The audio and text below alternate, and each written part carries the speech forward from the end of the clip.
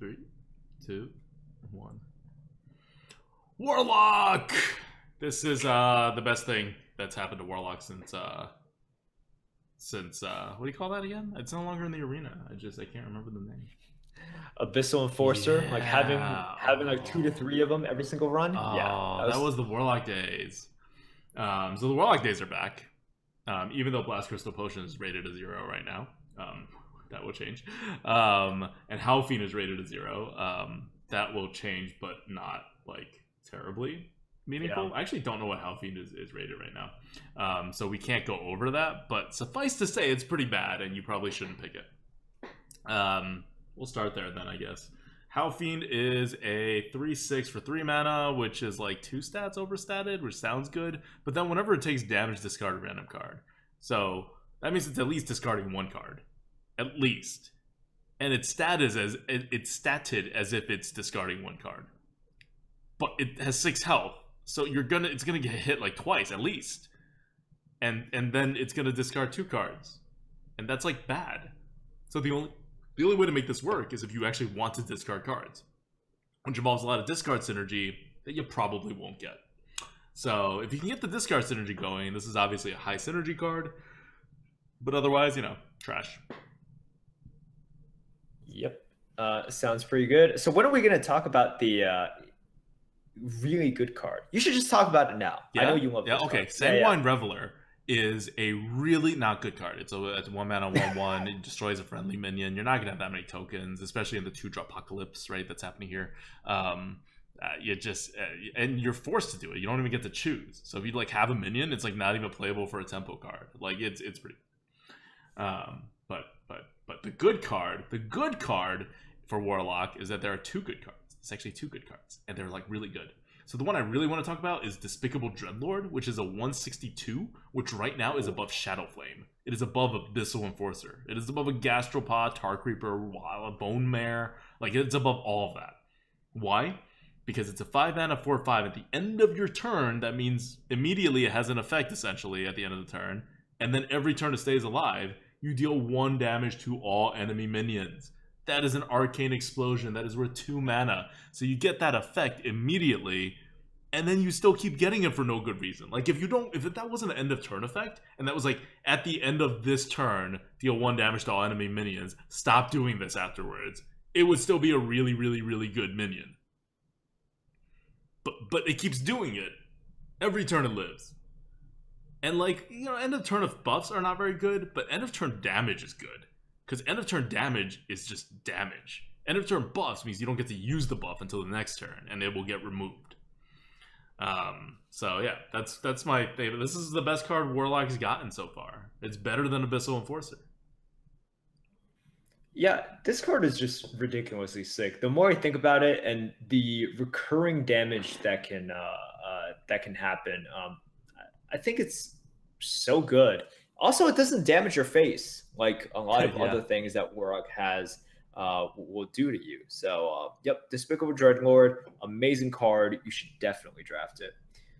All right, now let's talk about the other card that's going to be pretty freaking good in the arena.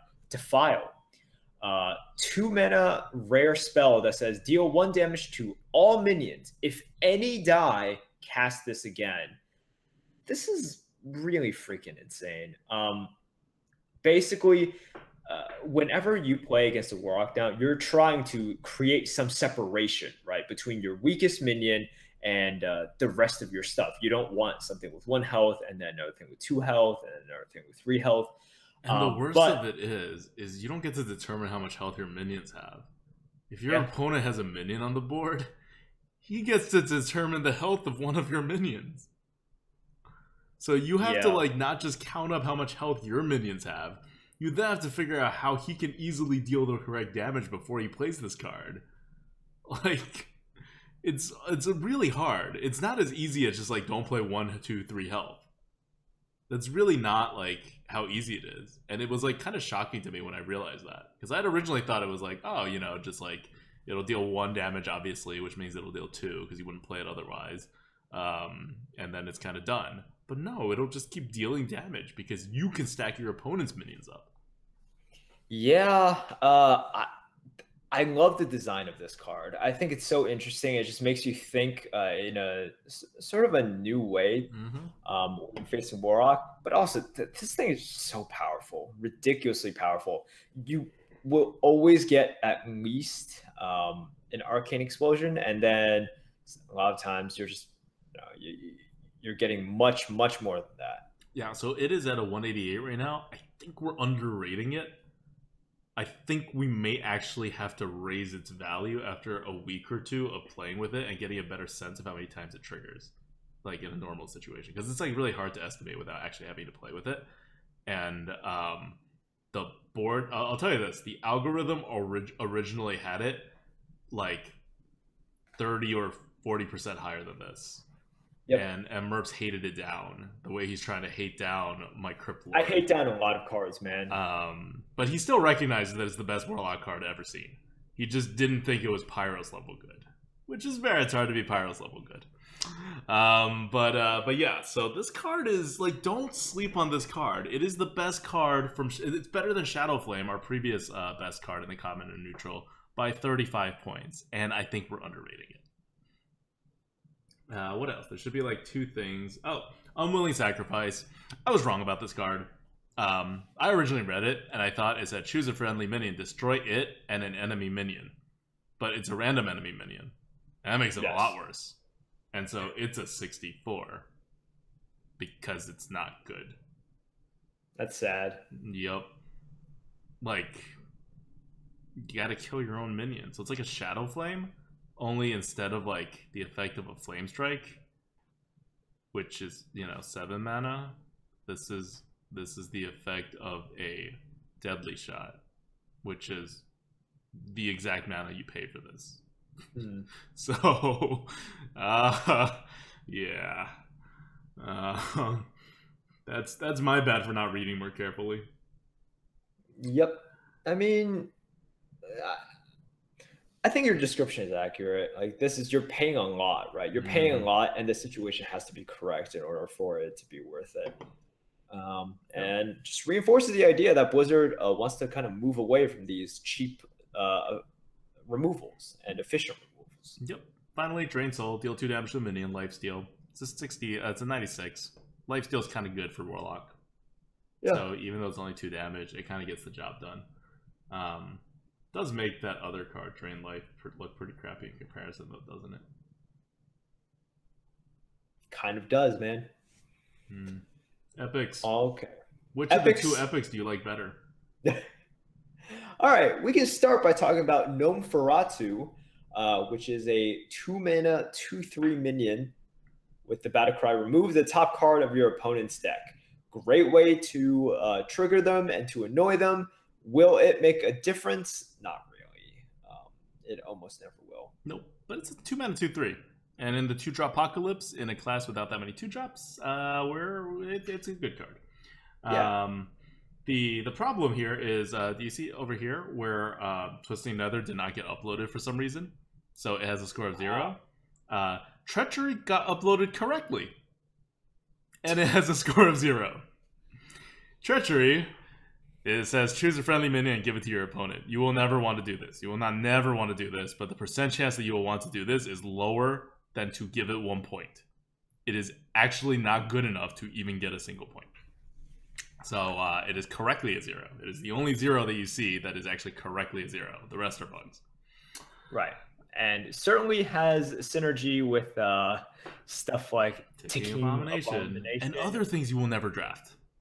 Right. Or Doomsayer. I mean, you could pick Doomsayer. That's true. Doomsayer's fine. You know how much I like Doomsayer. But on average, you are not picking Doomsayers. So part of the reason why the score is so low.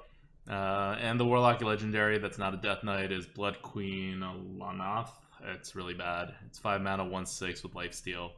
Has +1 attack for each card you've discarded this game, but you're probably not actually going to discard a whole lot of cards. So it's going to be like a 2/6 like Lifesteal for 5 mana, which I will say this. I don't think I'm pretty sure this is like one of the bug cards right now, but I don't care enough about this card to actually go and like hunt down the correct score. Yep. It's going to be higher than this significantly, but it's not going to be high enough for it to really matter. Cool. And that's Warlock.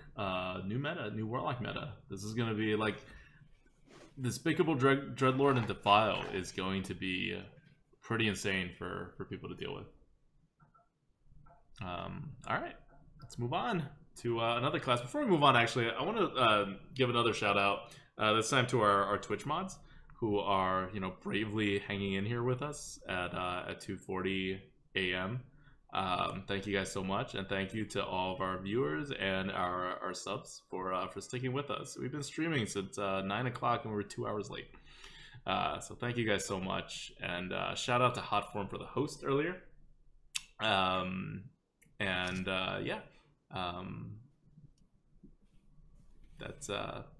That's it. We still have 2 more classes to go, and we'll wrap it up after that.